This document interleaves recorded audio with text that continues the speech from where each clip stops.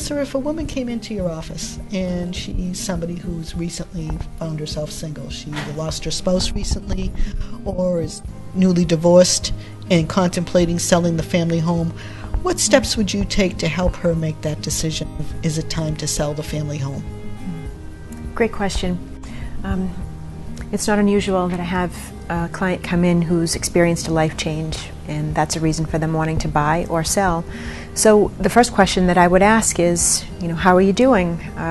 Financially, is this home a burden for you? Let's talk about what's causing you to think that maybe it is time for you to consider selling.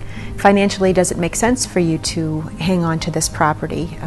Does it suit your needs? Is it too large? Is it too small? How do you feel about the location? The finances really would be first and foremost.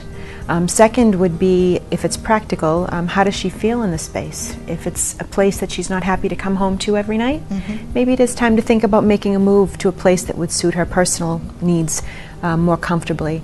But again, my consultation with my clients is truly that. I ask a lot of questions. What do you need of me?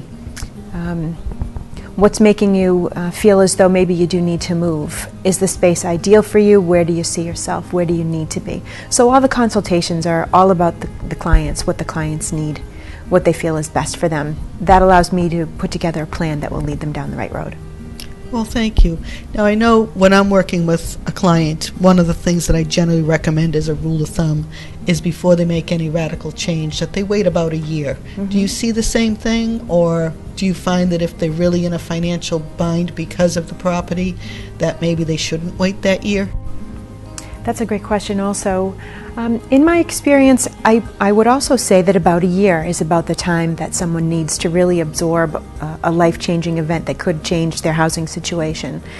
First and foremost, again, is to look at the finances. If financially it's feasible to stay in the property for a foreseeable amount of time, I do recommend to my clients, take a little bit of time, get used to your new situation, see how you feel in this space. If you're financially capable of remaining in the same space, that will give you time to think more about where you want to be, what would be ideal for you.